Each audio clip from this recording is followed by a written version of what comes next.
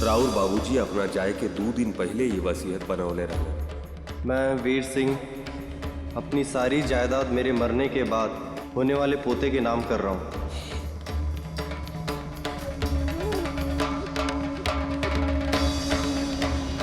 यदि माधव और आशा के कुछ हो जाई तो सगरो जायदाद ट्रस्ट के चल जाए और केहू के कुछ हो ना भेटाई।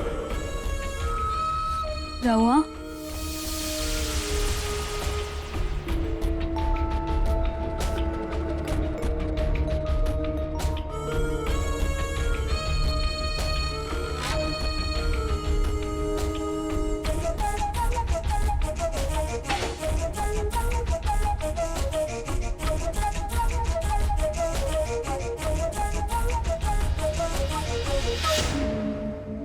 तनिका वो आंसू निकाल के दिखावा ना जौन हमरा बाबूजी के सामने दिखौले रहलू।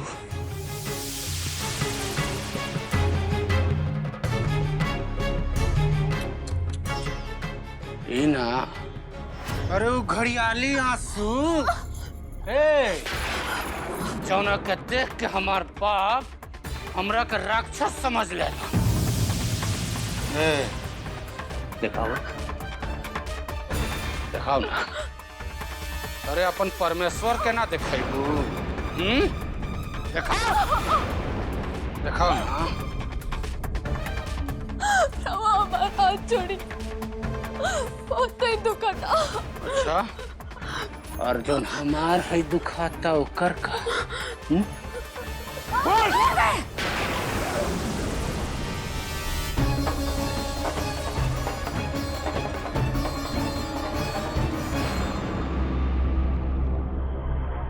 लौकत नहीं के कि दुल्हन पेट से हो। अरे हाँ, हम तो भुलाइए गल रही। सारी हमरा तो राउर गोड़ छुए के चाहिए। मार मालकिन पेट से पड़ी। अरे छोड़ ओकरा के, हम कहता नहीं। ना मारी, तू बीच में मत बोला। आज हमरा के इनका से बात कही बोल रे। छोड़ो एकरा की। हम तो तोहरा से ना बाद में बात कर। जा यहाँ से।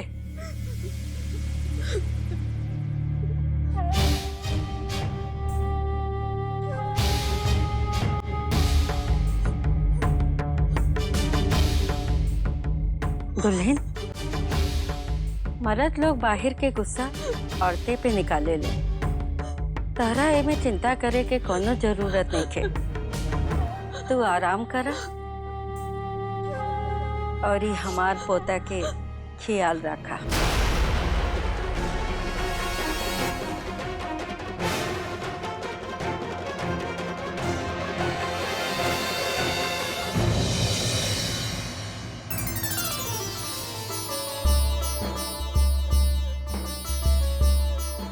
बबनी, अब हम चैन से सुतब। तार फीस के जुगाड़ हो गई। केहू कुछो कहे, अच्छा कर्म के अच्छे ही फल मिलेला। अंधियारा होला तो भोरो होला, और एक दिन ये अंधियारा पूरा के पूरा खत्म हो जाए। ई पैसे के हम पेटी में रख देतानी दीदी। हाँ बबनी, ये पैसा के संभार के रखी है। तार फीस जमा कई के जी पैसा बाची, ओकरा से हम तोहरा खातिर और बाबूजी खातिर कपड़ा किने। और तोहर कपड़ा दीदी हमनी खातिर तो हमेशा बनवावेलू। अरे छोड़ा ना बबनी, हमरा लगे 6 जोड़ी कपड़ा बाटे, इतना बहुत बा। अरे चंदा बेटा, ए चंदा बेटा। हाँ चंदा बेटा, आए वाह। कहा बाबूजी? है बेटा। अच्छा चॉकलेट। हाँ बेटा, चॉकलेट मिली। बाबूजी एकरा के काहे लियाल बड़ा? वो कहा बेटा कि हम तो के बाद में बताए, अभी तो तू आराम करके अपना बाबूजी के कुछ पैसा देता।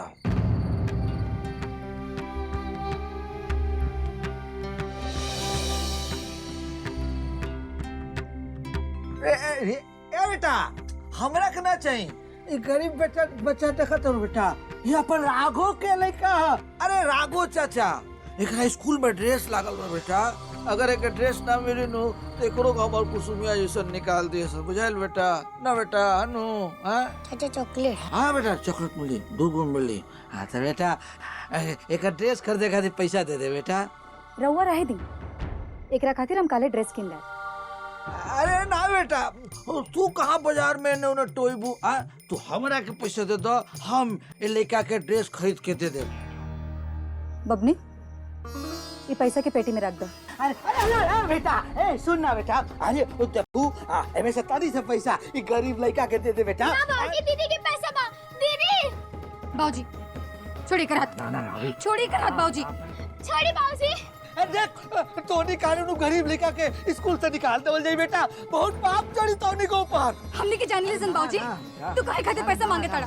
अरे ना दे दे बेटा अरे तानी सा दे दे हमारा अच्छा बेटा। बाबूजी छोड़ी कर हाथ। हम दाल बाबूजी है ना छोड़ी बाबूजी। बाबूजी है ना हमारा अच्छा बेटा। छोड़ी कर हाथ बाबूजी। गरीब लड़का के दिला के बेटा अरे दे दे अरे बाप रे बाप अरे बाप रे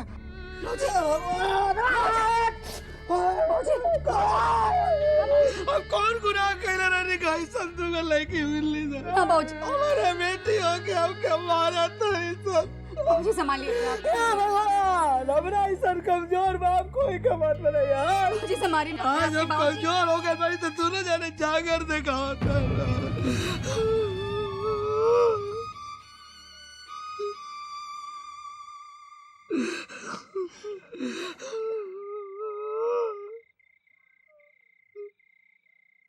बनल बनाए खेल के बिगाड़ देबा।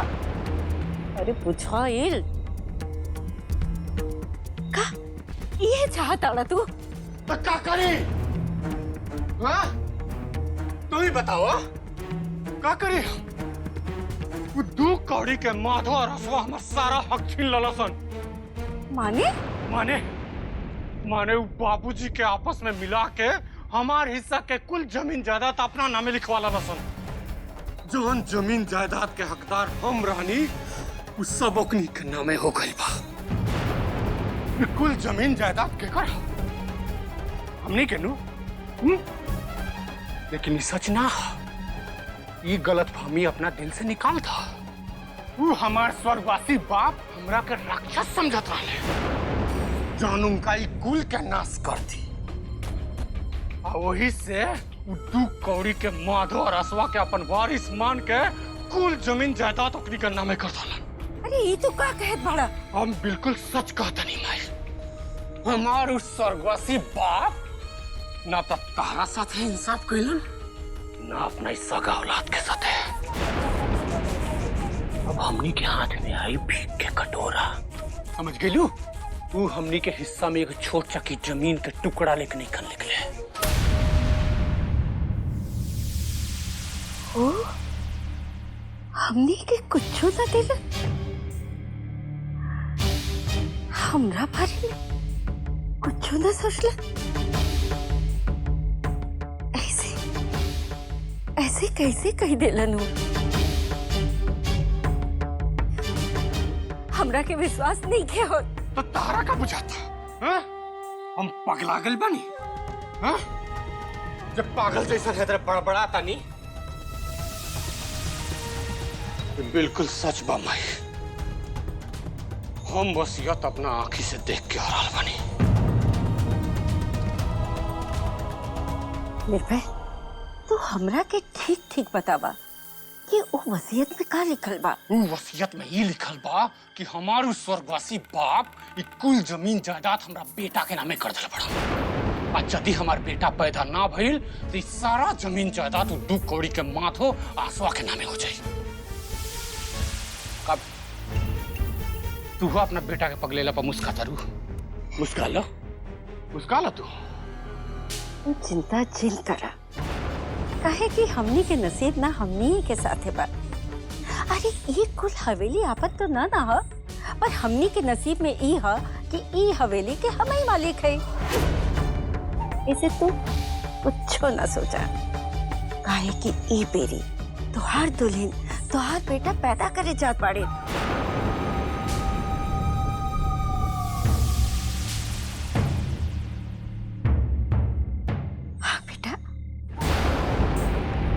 बाकी तू मंगला ताई के बाद छुटला सकेला, बाकी वो डॉक्टर साहब के कहल तो गलत ना होई। अरे सच्चो वो डॉक्टर साहब मशीन में देख के बतौले हैं। अरे वो अपन आँखें से देख ले बिया कि ई बेरी लइका बा। अब ना कुल जमीन जायदाद और ये हवेली केहू और के हाथे में ना जाए, ई हमनी के पास बा और हमनी के पास हमेशा हमेशा रही।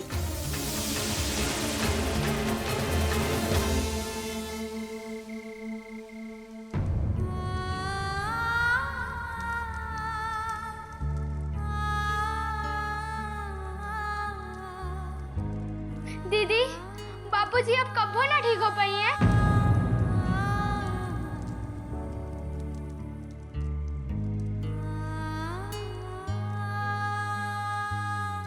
बबली,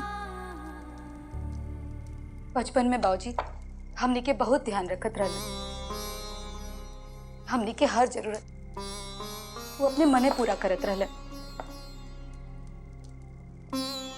वो समय वो नौकरी करत रहलन, बड़ मेहनत करत रहलन। बाकी वही के गुजरले के बाद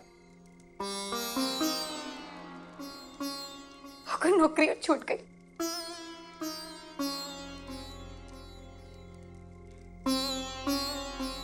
और उस सब दुख में उनकरी हाल हो गई।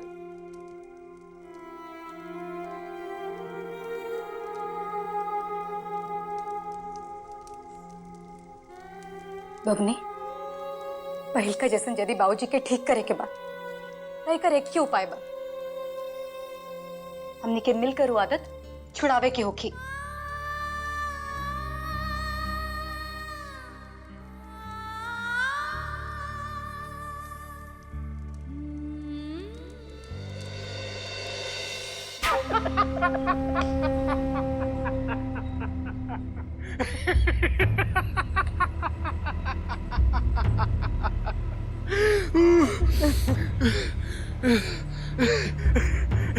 ये खबर सुनाओ में ते तनिका सा और देर कर देती सुनू माई तो तोर बेटवा तो पगला जाइत रे माई।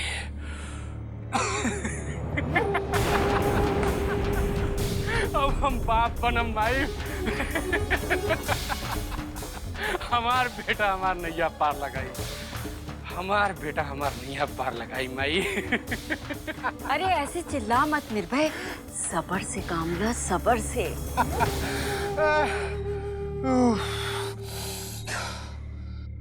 हाँ माई।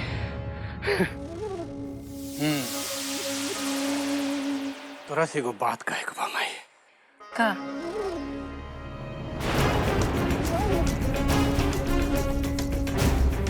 जब हमार बेटा पैदा हो जाए ना, हसुआ के जान से मारते हैं। जब हमार बेटा पैदा हो जाए ना, हसुआ के जान से मारते हैं। ओकरा बात बची हो दू कौड़ी के मिट्टी के माथा। वो तो पहलिए मुट्ठी में बा, ओका ढेर चिंता चिन करा। जहाँ कहवा वहाँ अंगूठा लगा दे। आज तलक माधव से हम जे बात कहनी है वो कब्बो ना इनकार कैलस, तो आगे भी ना करी। वो तो हमार भगत बा।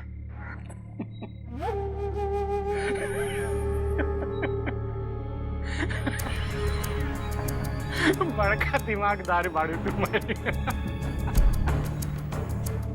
अब हमरा समझ में आयल कि ससुरा हमरा पास इतना दिमाग कहाँ से आयल।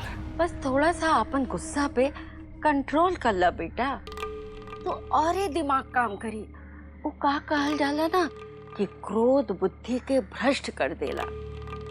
अभी ना अपन बुद्धि के ना बहुत संभाल के रखा, काहे कि आगे बहुत ज्यादा काम करे के बा।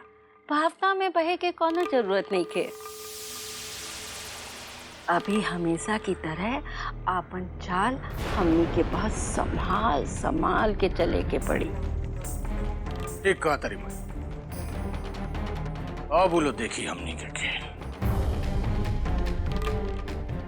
ऐसा तड़पा है ये लोग के आत्मा भी कांपे लगी।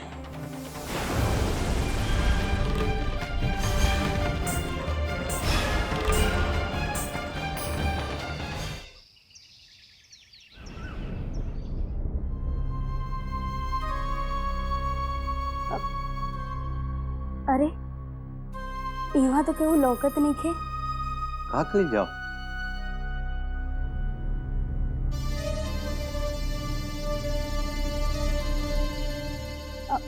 कैसन बाड़े बिटिया?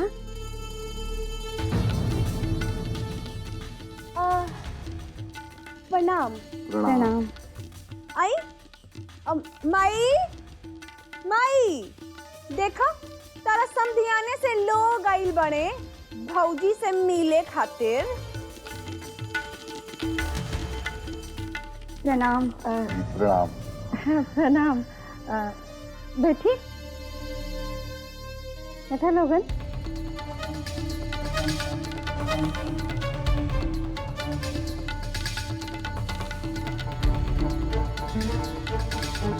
बताई।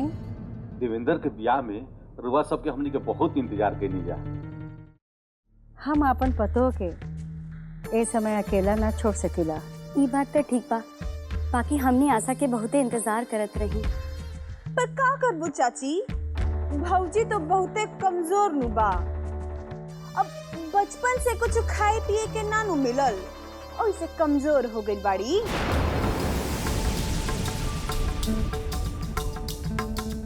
वो तो अच्छा भइल कि माई उनका के वहाँ जाए से मना कर दली, ना तो इतना भीड़ भड़क्का में केहू उनकर ध्यानो ना रख पाई। बताई कितना बुरा असर पड़े यदि हमार भतीजा भूखे रह जाई तो। अब हमनी के नहीं चाहत सन कि हमार भतीजा भौजी नियर कमजोर होखे।